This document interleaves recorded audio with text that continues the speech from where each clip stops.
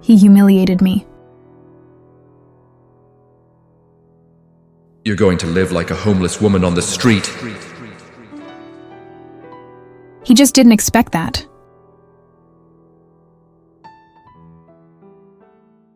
Hey there, grab yourself a coffee and enjoy the story.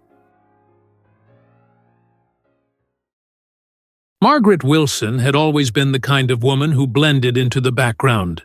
At 52, her once vibrant auburn hair now carried streaks of silver, which she meticulously covered with hair dye every 3 weeks.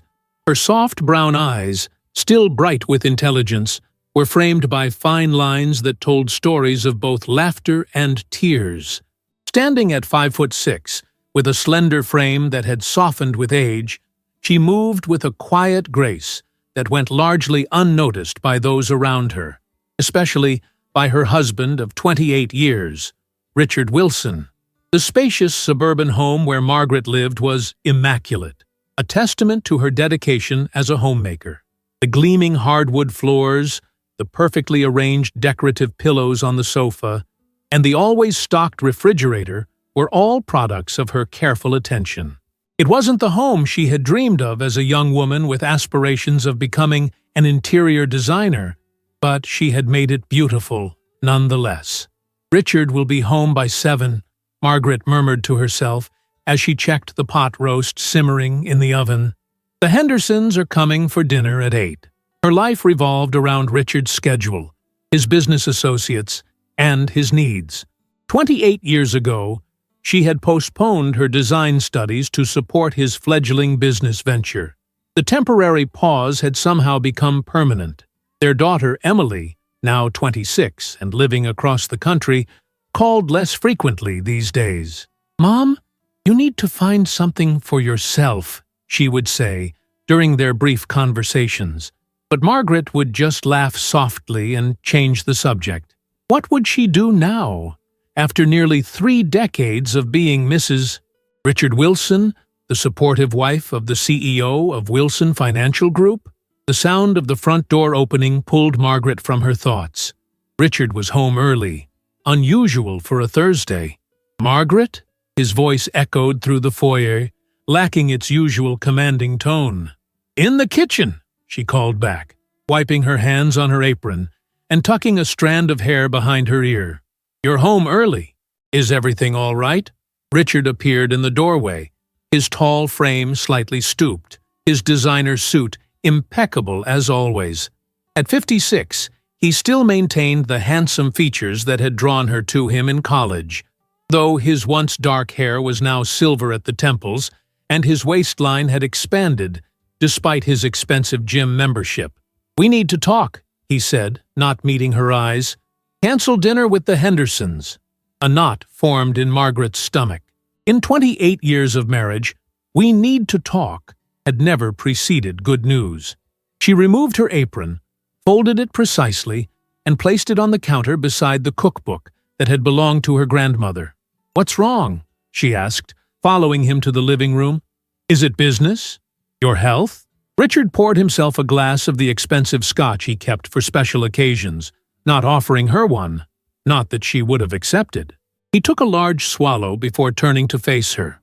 "I want a divorce," he said flatly. The words hung in the air between them, as tangible as the furniture Margaret had selected and arranged so carefully over the years. "I don't understand," she said finally, her voice barely a whisper. "Why now? What happened?" "Nothing happened, Margaret. That's precisely the problem." Richard's voice took on an edge of irritation. "Nothing has happened for years. We're just existing. I want more than this." "More than what?" Margaret asked, a strange calmness settling over her despite the trembling of her hands. "More than 28 years of marriage? More than the life we've built together?" "I've built," Richard corrected, his voice sharp. "I built this life, this house, this fortune, and I want someone to share it with who understands what that means. Someone who appreciates it." "Someone younger, you mean?" Margaret said quietly, the pieces falling into place. The late nights, the weekend conferences, the new cologne. Richard had the decency to look uncomfortable. but only briefly. Her name is Vanessa. She's the new marketing director at the firm. And yes, she's 35. But it's not just about her age, Margaret. She has ambition, drive, passion, all the things that you— He trailed off, taking another drink. All the things I gave up for you, Margaret finished for him, a lifetime of sacrifices suddenly crystallizing in her mind. Her education, her career, her dreams, all set aside for his success, his comfort, his legacy. As the reality of her situation washed over her, Margaret realized that she had no financial independence, no professional network, no recent work experience. Richard had always insisted on managing their finances himself. What would become of her now? I've been more than fair, Richard was saying, already discussing logistics as if this were just another business transaction. I'll give you 3 months to find a place of your own. The prenup is clear about asset division. The prenup, another relic of their youth that she had signed without question, trusting in their love and shared future. For the first time in decades, Margaret felt something stir within her. Not just grief or shock, but something sharper, something like anger. Without me, you'll live like a beggar in the streets, Richard sneered, his handsome face contorted with contempt as Margaret questioned the terms of their separation. You have no skills, no career, no prospects. Who's going to hire a 52-year-old housewife with no work experience? Margaret felt as if she'd been slapped. The casual cruelty in his words stung worse than the divorce announcement itself. For nearly 3 decades, she had poured her energy into creating the perfect home, being the perfect wife, raising their daughter, and supporting his career ambitions. Now he spoke as if she had contributed nothing of value. I managed our household budget for 28 years, she said quietly, struggling to maintain her composure. I organized your business dinners, entertained your clients, edited your presentations. Household chores, Richard interrupted with a dismissive wave. Any housekeeper could have done that. I paid for everything, Margaret. Everything.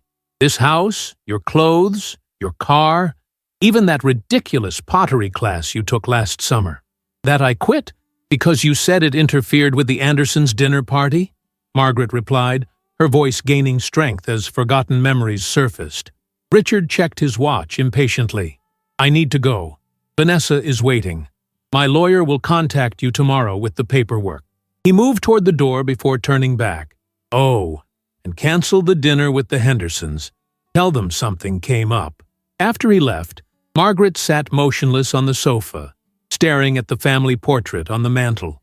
Richard standing tall and proud, her slightly behind him with one hand on Emily's shoulder. When had she started standing in his shadow? When had she become invisible? The phone rang, startling her from her daze. It was Charlotte Henderson. Margaret, dear, is everything all right? Richard just called Thomas to reschedule our dinner. Charlotte's voice was laced with concern. He mentioned some family business came up unexpectedly. Family business? As if their marriage dissolving was merely an inconvenient schedule conflict. I'm fine, Margaret lied, her social training taking over automatically. Just a small issue we need to handle. Perhaps next week instead. After hanging up, she walked through the house that had been her domain for so many years, seeing it with new eyes. Everything from the expensive furniture to the artwork on the walls had been selected to impress Richard's associates, to create the perfect setting for the successful businessman. Nothing truly reflected her taste or personality. The next morning, a courier delivered an envelope containing divorce papers and a note from Richard's lawyer outlining the terms. Based on their prenuptial agreement, Margaret would receive a one-time settlement of $50,000. The house, investments, retirement accounts, all would remain with Richard. She had 90 days to find new accommodations. $50,000. After 28 years of marriage to a man worth millions, she was being dismissed with what amounted to pocket change for Richard. It wouldn't even buy her a small apartment in their upscale neighborhood, let alone sustain her for long. Emily called that evening, her voice tight with anger. "Dad told me about the divorce. This is so typical of him. Mom, you need to fight this. That prenup can't possibly be fair after all these years." "Your father has very good lawyers," Margaret replied, unsurprised that Richard had already contacted their daughter. "And I signed it willingly, because you were 24 and in love. Mom, please, let me help you find an attorney.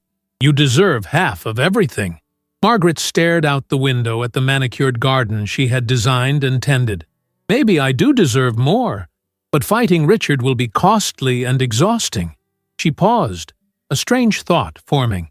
But perhaps there's another way. The next day, Margaret made 2 important calls. The first was to Janet Brooks, her old college roommate, who had gone on to become a successful business consultant. The second was to a real estate agent about available commercial properties in the less affluent part of town. When Richard came to collect more of his belongings a week later, he found Margaret at the dining room table, surrounded by notebooks and a laptop, a birthday gift from Emily that Margaret had barely used before. "Planning a vacation?" he asked with a smirk, noticing the intense focus on her face. "Planning my future," she replied without looking up. Richard laughed, the sound sharp and dismissive. "Don't be dramatic, Margaret. You'll find a small apartment. Maybe get a retail job to supplement the settlement. It won't be the lifestyle you're accustomed to, but you'll survive." Margaret finally met his gaze, her expression calm but determined. "I'll do more than survive, Richard." "Really?" His eyebrows rose in mock surprise. "And how exactly will you manage that? Your degree in art history from 3 decades ago isn't exactly marketable." "I guess we'll find out," she said simply, returning to her notes. Richard shook his head, collecting his golf clubs from the closet. "Without me, you'll be nothing. You should be grateful I'm giving you anything at all." As he walked out the door, Margaret whispered to herself, "We'll see about that." That night, after Richard left with another suitcase of belongings, Margaret sat alone in his luxurious living room, the divorce papers spread before her. The magnitude of the change ahead terrified her, but for the first time in years, she felt something else beneath the fear. Possibility. With trembling hands, she signed the papers, accepting the inadequate settlement. But as she placed her signature on the final page, she made a silent promise to herself. Richard Wilson would not define her future. 3 weeks after signing the divorce papers, Margaret stood in a small, dusty storefront on Maple Avenue, trying to envision what it could become. The commercial rent in this working-class neighborhood was a fraction of what businesses paid in the upscale area where she and Richard had lived. "It needs work," said Janet Brooks, who had taken a week away from her consulting business in Chicago to help her old friend.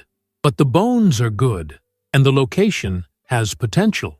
This whole area is starting to attract younger people looking for affordable housing." Margaret ran her hand along the counter that dominated the front room. "It was a bakery before, wasn't it?" "For 30 years, until the owner retired," confirmed the real estate agent. "All the basic equipment is still in the back, though you'd want to update most of it." That night, in the hotel room she'd moved into, after Richard had changed the locks on their home a week earlier than their agreement stipulated, Margaret stared at her dwindling bank balance. The $50,000 from the settlement wasn't in her account yet, and the $10,000 she'd managed to save secretly over the years wouldn't last long. Her phone buzzed with a text from Richard. "Left some of your clothes with the doorman. Donated the rest to Goodwill. Space needed for redecorating." No apology, no acknowledgement that he'd violated their agreement by changing the locks early. Just another demonstration of his power over her life. Margaret's hand trembled as she set down the phone. The casual cruelty still had the power to wound her deeply. She'd given this man her youth, her dreams, her unwavering support, and he discarded her as easily as he'd discarded her clothes. A tear slid down her cheek, followed by another, until she was sobbing quietly into the hotel pillow. Years of suppressed pain poured out of her, not just from the divorce, but from the slow erosion of her self-worth throughout their marriage. How had she allowed herself to become so diminished, so dependent? The next morning, with eyes still puffy from crying, Margaret met with a small business loan officer at the local bank. The meeting went exactly as Richard would have predicted. "I'm sorry, Mrs. Wilson, but without collateral or recent employment history, we can't approve a loan of this size," the loan officer explained, not unkindly. "Your credit score is good, but it's linked to your husband's accounts. Once the divorce is finalized," she didn't need him to finish the sentence. "Once the divorce was finalized, she would have no credit history of her own." Walking back to her hotel, Margaret passed the storefront she and Janet had viewed. Through the grimy windows, she could just make out the shape of the old counter, the empty display cases. For a brief moment, she had allowed herself to dream of a second chance. A small cafe, perhaps, serving the homemade pastries that friends had always raved about at Richard's business functions. Ridiculous, she muttered to herself, echoing Richard's dismissal of her pottery class. What was I thinking? Her phone rang. Emily, calling from Seattle. "How are you holding up, Mom?" Her daughter's voice was warm with concern. "I'm fine," Margaret lied automatically, then caught herself. "Actually, no. I'm not fine. Your father locked me out of the house early, got rid of most of my belongings, and I just got rejected for a small business loan." The admission of vulnerability felt strange on her tongue after years of maintaining a perfect facade. "That's it," Emily declared. "I'm coming out there. Dad can't just—" "No," Margaret interrupted firmly. "You have your job, your life. I need to figure this out myself." After hanging up, Margaret sat on a bench in the small park across from the empty storefront. An elderly woman was feeding pigeons nearby, tossing breadcrumbs with gnarled hands. Something about her peaceful expression caught Margaret's attention. "They're good company," the woman said, noticing Margaret's gaze. "Reliable. Show up every day, same time. More than you can say for most people." Margaret smiled despite herself. "I suppose that's true." "Oh, you look like you're carrying the weight of the world, dear," the woman observed, offering the paper bag of breadcrumbs. "Want to feed them? It's good for the soul." To her own surprise, Margaret accepted, tossing crumbs to the eager birds. "My husband left me for a younger woman after 28 years of marriage," she found herself saying to this complete stranger. "Now, I'm trying to figure out what to do with the rest of my life." The old woman nodded sagely. "My Harold passed 15 years ago. Thought my life was over then. Turns out, it was just beginning." "Did you start a business?" Margaret asked hopefully. The woman laughed, a bright sound that scattered the pigeons momentarily. "Heavens, no. I joined a community garden, learned to play the piano, went back to school, did all the things Harold said were wastes of time." She patted Margaret's hand. "The secret is to stop thinking about what was taken from you and start thinking about what you can finally take for yourself." That evening, Margaret opened her laptop and began searching for small business grants specifically for women over 50. Most had restrictions or specific focuses that didn't apply to her situation, but one caught her eye. The second chapter. Foundation offering mentorship and startup funds for women beginning new careers after significant life changes. With fingers that hesitated only slightly, she began filling out the application, detailing not what she had lost, but what she hoped to build. As she typed, she felt something unfamiliar blooming in her chest. Not confidence exactly, but something close to it. Determination, perhaps. Her phone buzzed again with a text from Richard. "Vanessa and I are getting married next month. Thought you should hear it from me first." 6 weeks. It had taken him just 6 weeks to replace 28 years of marriage. This time, Margaret didn't cry. She simply turned off her phone and continued working on her application, the words flowing more freely now, charged with a new emotion that propelled her forward. Resolve. "Your application has been selected for the final round of consideration," read the email from the second chapter foundation. Margaret reread it 3 times, scarcely believing her eyes. It had been a month since she'd submitted her business plan for Margaret's Home Bakery, a cafe specializing in homemade comfort foods and pastries. The concept was simple: recreating the warmth and satisfaction of home-cooked meals for busy professionals and families in the increasingly gentrified neighborhood. A week later, Margaret sat nervously across from Diane Morello, the foundation's director, in a small conference room. "Your business plan shows promise," Diane said, reviewing Margaret's proposal. "But I'm concerned about the financial projections. Even with our grant, you'd be operating on a razor-thin margin for the first year."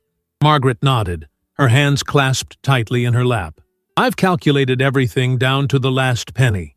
The settlement from my divorce gives me just enough cushion to supplement the grant until the bakery becomes profitable." "And if it takes longer than projected?" Diane asked, her expression kind but challenging. "Then I'll adapt," Margaret replied with more confidence than she felt.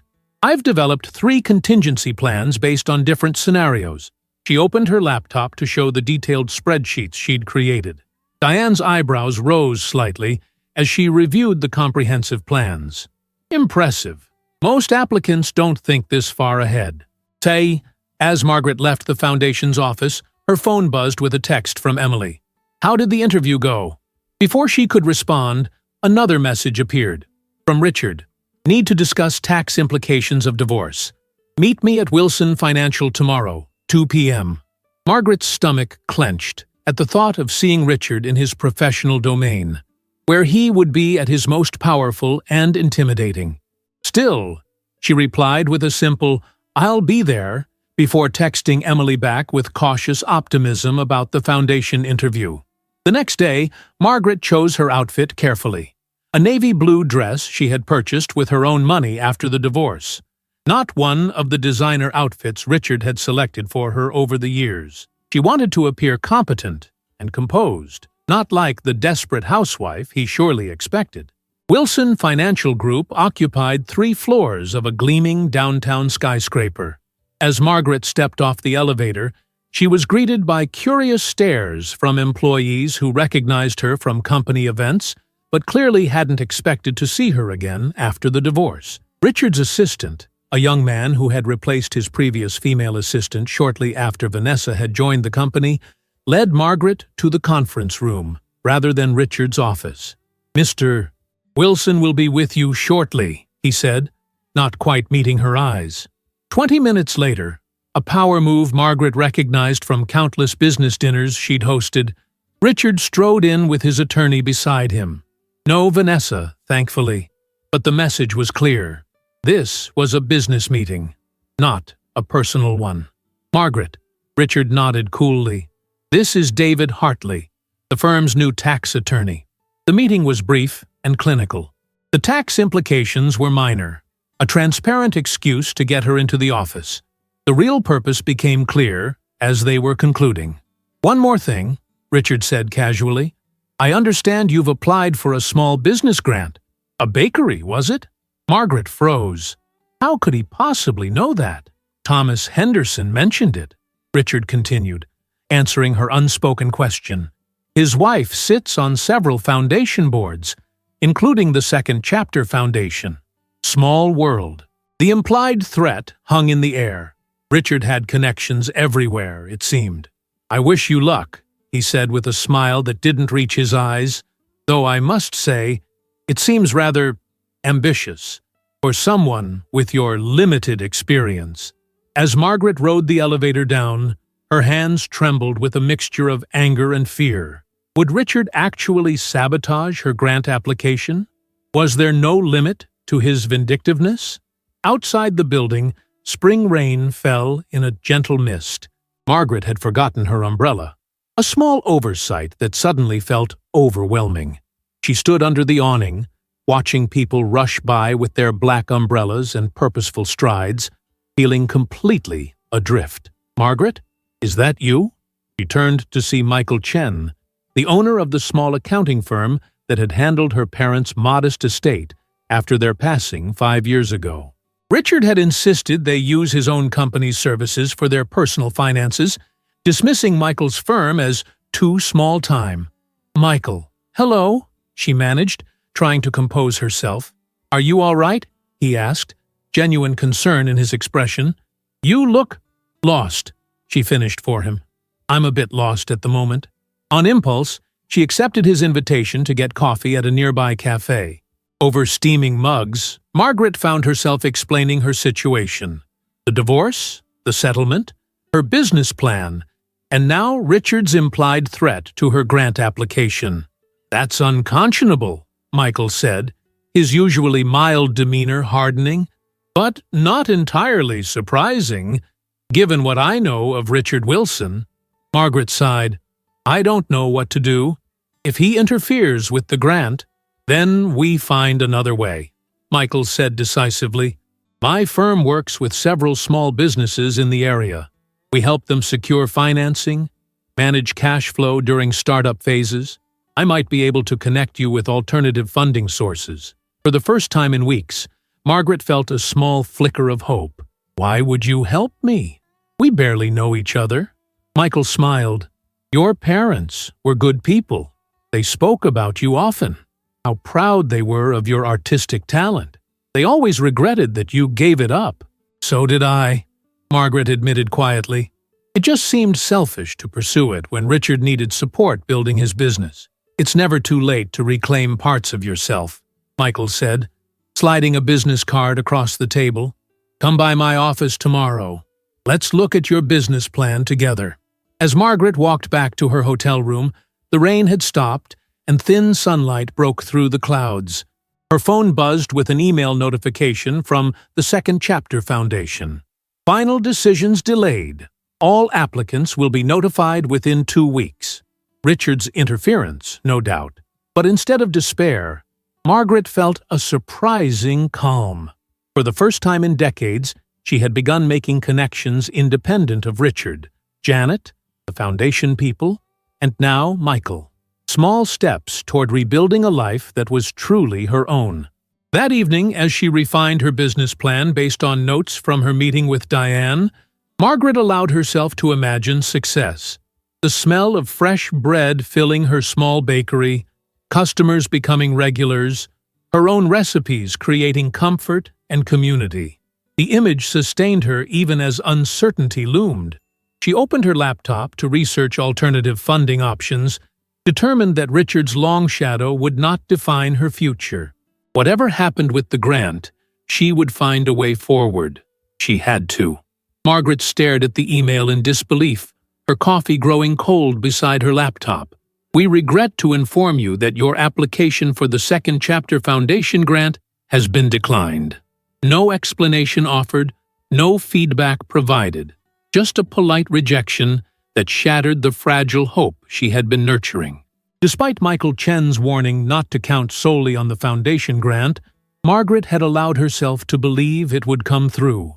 Now, she had to face the possibility that Richard had indeed used his influence to sabotage her chances. She closed her laptop and gazed out the window of the small apartment she had rented with part of her settlement money. The view was nothing like the expansive garden she'd tended at their, Richard's, suburban home, just a brick wall of the adjacent building and a sliver of sky. But it was hers, at least for the 6 months she could afford the rent. Michael had been helping her explore alternative funding options, but each came with significant drawbacks: high interest rates, restrictive terms, or personal guarantees she couldn't provide. Still, she had an appointment with him later that afternoon to discuss a small business loan through a community development program. As Margaret gathered her documents for the meeting, her phone rang with Emily's ringtone. "Mom, have you seen it?" Emily's voice was tense, urgent. "Seen what?" Margaret asked, her stomach tightening at her daughter's tone. "Dad's announcement in the business journal. It's all over social media, too. He and Vanessa are opening a chain of upscale bakery cafes across the city. The first location is on Maple Avenue." Margaret sank onto the edge of her bed, the room suddenly spinning around her. Maple Avenue. The exact location where she had planned to open her small bakery. The storefront she had visited multiple times, imagining her future there. That's impossible," she whispered. How would he even know about that specific property? The article says they've been planning it for months. Mom, you don't think— Margaret's mind raced back to the day she had viewed the property with Janet. Had someone recognized her? Had the real estate agent mentioned her interest to others? Or had Richard been monitoring her movements somehow? With shaking hands, she opened her laptop and found the article. There it was in high-resolution color. Richard and Vanessa standing proudly in front of the renovated storefront on Maple Avenue, now transformed into an elegant cafe with a sophisticated logo, Wilson's Artisanal Bakery and Coffee. The article quoted Richard. "This venture combines my business acumen with Vanessa's passion for culinary arts. We're excited to bring elevated dining experiences to emerging neighborhoods." Margaret felt physically ill. Not only had Richard stolen her idea, but he had also positioned himself to directly compete with her, if she ever managed to open her own bakery at all. The article mentioned 4 planned locations in up-and-coming areas of the city, effectively cornering the market she had hoped to enter. When she arrived at Michael's office, he was already aware of the situation. "I'm so sorry, Margaret," he said, gesturing for her to sit. "This is beyond petty. It's deliberately cruel." "It's also effective," Margaret replied, her voice hollow. "Even if I found funding tomorrow, how could I compete with a chain backed by Richard's millions? He's systematically destroying any chance I have at independence." Michael's expression shifted from sympathy to thoughtful consideration. "Perhaps, but he's also made a critical mistake." "What do you mean?" "Richard isn't a baker or a chef. Neither is Vanessa, from what I understand. They're entering an industry they know nothing about, driven by spite rather than passion or expertise. That's rarely a recipe for success." Margaret shook her head. "They'll hire professionals. With enough money, they can make it work." "Maybe in the short term," Michael conceded, "but the restaurant industry has one of the highest failure rates of any business sector. Without genuine commitment and connection to the product, many don't survive beyond 2 years. His words offered little comfort as Margaret left his office. 2 years was an eternity when her savings were dwindling by the day. She wandered aimlessly through downtown, eventually finding herself outside the newly opened Wilson's Artisanal Bakery and Coffee on Maple Avenue. Through the large windows, she could see the sleek interior that bore no resemblance to the cozy, home-like atmosphere she had envisioned for her own place. Everything about it screamed expensive and exclusive, from the minimalist furnishings to the elaborate pastry displays. A few customers sat at the marble-topped tables, most of them young professionals with laptops and expensive handbags. A familiar figure emerged from the back. Vanessa, elegant in a designer dress that had probably cost more than Margaret's monthly rent. She was speaking animatedly to a staff member, pointing at various displays with the authority of someone used to being obeyed. Margaret stepped back quickly, not wanting to be seen, but not before noticing something odd. Despite the beautiful presentation, many of the pastries in the display case remained untouched. Several tables had plates with half-eaten items pushed aside. That night, unable to sleep, Margaret scrolled through online reviews of the newly opened cafe. Amidst the expected positive comments about the decor and atmosphere were consistent complaints. Style over substance. Beautiful, but bland. Emperor's new clothes of bakeries. A spark of an idea began to form in Margaret's mind. She opened a fresh document on her laptop and began typing. Not a business plan this time, but a recipe.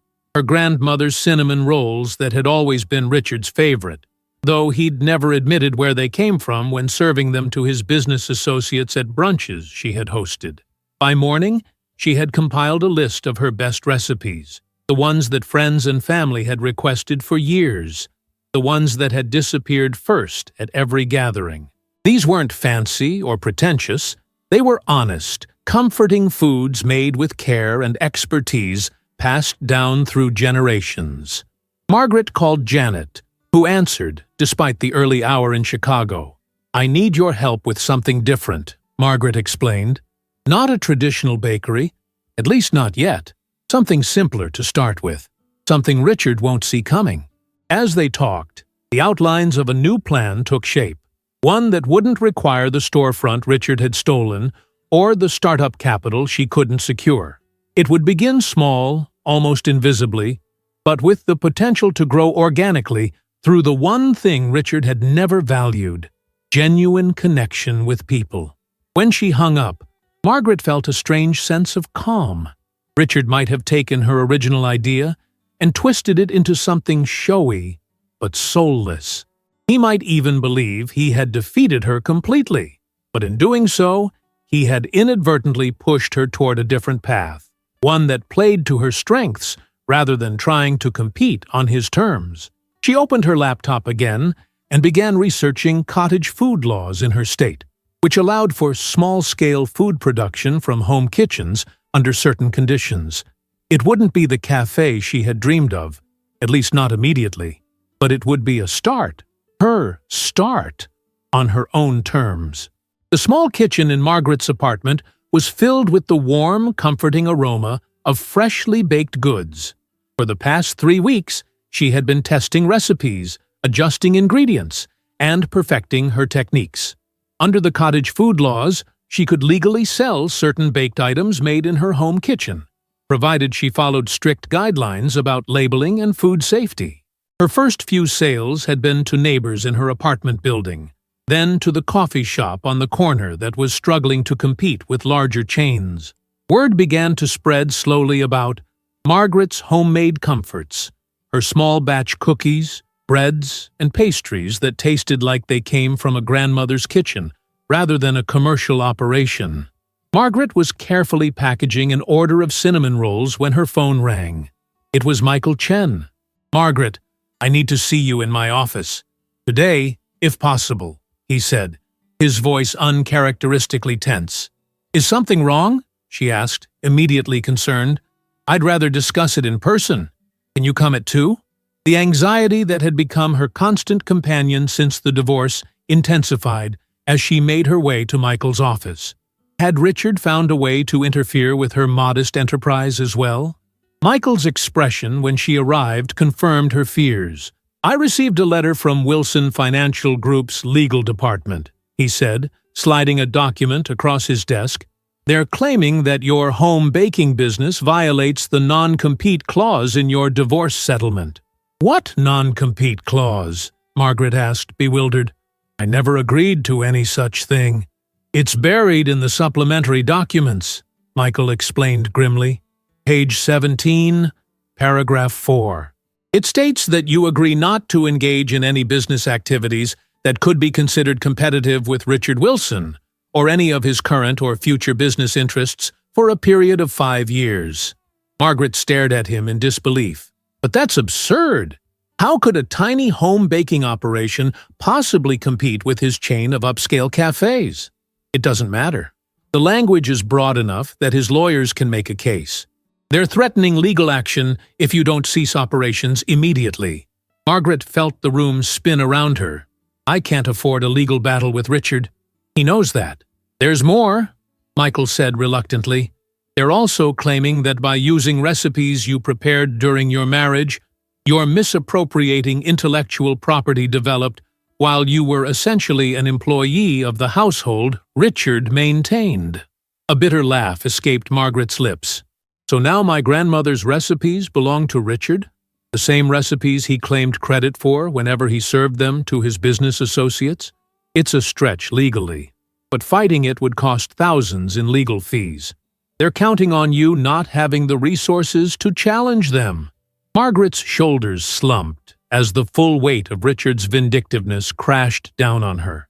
He wasn't content with taking her home, her financial security, and her original business idea.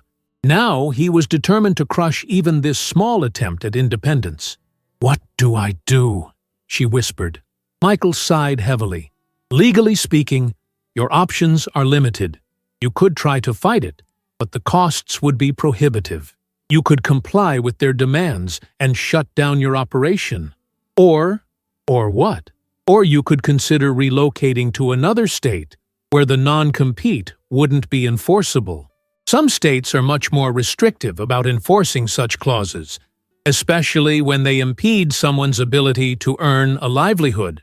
Moving away, leaving behind the city she had called home for 30 years. The thought was both terrifying and oddly liberating. "I need time to think," Margaret said finally. That evening, as she canceled pending orders and informed her small but loyal customer base that she would be temporarily suspending operations, tears flowed freely down Margaret's cheeks. In just a few weeks, she had begun to build something genuine, something that was truly hers. The positive feedback from customers had nourished her wounded spirit as much as the modest income had supplemented her dwindling savings. Her phone buzzed with a text from Richard. "I trust you've received my attorney's letter. I always told you business requires ruthlessness. Consider this another lesson." The casual cruelty of his message ignited a flare of anger that briefly burned through her despair. Richard wasn't just protecting his business interests, he was deliberately punishing her for daring to rebuild her life without him. Emily called later that night, furious after hearing about Richard's latest tactics. "This is harassment, Mom. I've talked to a friend who's an attorney. She thinks there might be grounds to challenge the non-compete as unreasonably restrictive. Even if that's true, I can't afford the legal fees," Margaret replied, exhaustion evident in her voice. "Your father knows exactly what he's doing. He's systematically cutting off every avenue of independence for me." "Then come to Seattle," Emily urged. "Stay with me until you get back on your feet. Dad's influence doesn't reach here." The offer was tempting, but the thought of becoming dependent on her daughter stirred a deep resistance in Margaret. She had spent 28 years being defined by her relationship to someone else, as Richard's wife. She couldn't bear to now be defined primarily as Emily's mother in need of rescue. "I need to find my own way," she said gently. "But thank you for offering." See it. After hanging up, Margaret wandered through her small apartment, touching the simple possessions she had acquired since the divorce. None of the elegant furnishings from her former home had followed her here. Richard had made sure of that. But these modest items represented her first attempts at defining her own taste, her own life. She opened her refrigerator, still stocked with ingredients for orders she could no longer fulfill. "Waste not, want not," her grandmother's voice echoed in her mind. She began pulling out butter, eggs, flour, determining to bake one last batch of cinnamon rolls, if only for herself. As she measured and mixed, following the rhythms of a recipe committed to memory through decades of practice, a strange calm settled over her. Richard had taken almost everything from her: her home, her financial security, her business opportunities. He had even attempted to take the recipes passed down through generations of her family. But he couldn't take her knowledge, her skills, the muscle memory in her hands that knew exactly how much pressure to apply when kneading dough, the instinct that told her when a batter had been mixed just enough. These things were hers alone. As the scent of cinnamon and butter filled her small kitchen, Margaret realized that while Richard might have succeeded in closing yet another door, he couldn't extinguish the spark that had been kindled within her. Somehow, she would find a way forward, even if she couldn't yet see the path. The timer dinged, and Margaret removed the perfectly golden rolls from the oven.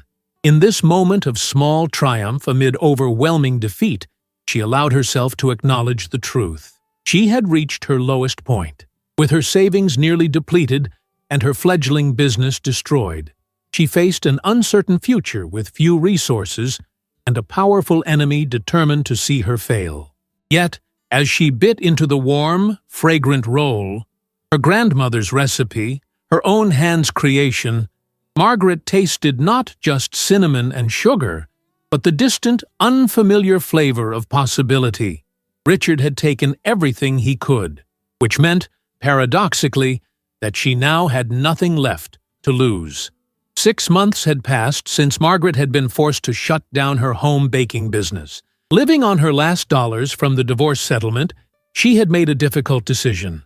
She sold her grandmother's gold locket, the one meaningful possession Richard hadn't controlled, to buy a one-way ticket to Seattle, not to live with Emily as her daughter had offered, but to start fresh in a city where Richard's influence couldn't reach. On a crisp autumn morning, Margaret stood behind the counter of Second Chapter Bakery, her small shop in a quiet Seattle neighborhood. The space was modest, just 10 tables and a display case, but it was entirely hers. A small business grant specifically for victims of economic abuse had provided the seed money, and Emily had co-signed a loan for the remainder. The bell above the door jingled as Michael Chen entered, carrying his briefcase. He had flown in from their hometown specifically for this meeting. "Margaret," he greeted her warmly, "the place looks wonderful. Thank you for coming all this way," she said, leading him to a corner table where they could speak privately. "I wouldn't have missed it," Michael replied, opening his briefcase, "especially given what I have to tell you." He placed several newspaper clippings and financial reports on the table. "Wilson's Artisanal Bakery and Coffee has closed all 4 locations."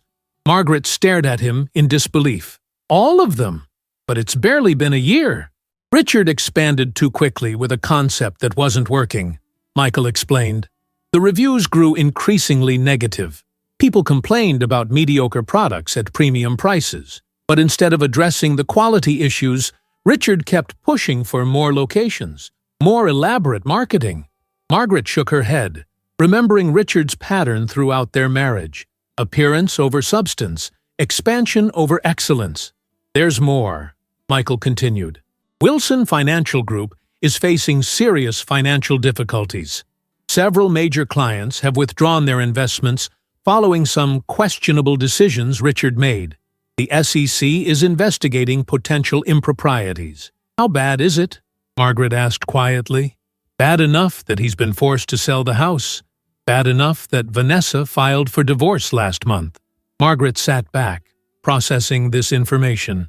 She felt no joy at Richard's downfall, only a strange sense of distance, as if hearing about a character in a film, rather than the man who had dominated her life for nearly 3 decades. "Thank you for telling me," she said finally. "But I've made a life here now. Richard's problems don't concern me anymore." Michael smiled approvingly. "That's exactly what I hoped you'd say." Later that day, as Margaret was preparing to close the bakery, the bell above the door jingled once more. She looked up to see a figure she barely recognized: Richard Wilson, his designer suit replaced by wrinkled khakis and a rumpled button-down shirt, his confident posture now stooped with defeat. "Margaret," he said, his voice lacking its usual authority, "I need to talk to you." "How did you find me?" she asked, her heart racing despite her outward calm. "Emily," he admitted. "She didn't want to tell me, but I convinced her it was important. I've lost everything, Margaret. The business is ruined. Vanessa left. I had to sell the house. The worst part is, I can't even get another financial firm to hire me with the SEC investigation ongoing." Margaret remained silent, allowing him to continue. "I've been sleeping in my car for the past week," Richard confessed, his voice breaking. "The irony isn't lost on me. Remember what I said to you? That without me, you'd be living like a beggar in the streets?" He gave a bitter laugh. "And now look at us." Margaret studied the man before her, the man she had once loved, once feared, once allowed to define her worth. Now, he seemed smaller somehow, diminished without the trappings of wealth and power that had always surrounded him. "What do you want from me, Richard?" she asked quietly. "A job," he said, desperation evident in his voice. "Any job. I could help with the books, or deliveries, or—" "You want to work for me?" Margaret couldn't keep the disbelief from her voice. Richard nodded, unable to meet her eyes. "I have nowhere else to go. No one else would even take my call. After everything you did to prevent me from building this business, after the legal threats, the non-compete clause, stealing my idea for your bakery chain?" "I know," Richard whispered. "I know what I did. I was cruel, vindictive. I wanted to punish you for daring to succeed without me. And now, I'm paying the price." Margaret moved to the window, looking out at the street where evening shadows were lengthening. Part of her wanted to turn him away, to let him experience the fear and uncertainty he had so callously inflicted on her. But another part, the part that had survived his cruelty and emerged stronger, knew that such vengeance would diminish her own hard-won peace. "There's a shelter 3 blocks from here," she said finally. "They have beds available and a program to help people get back on their feet. I volunteer there on Sundays."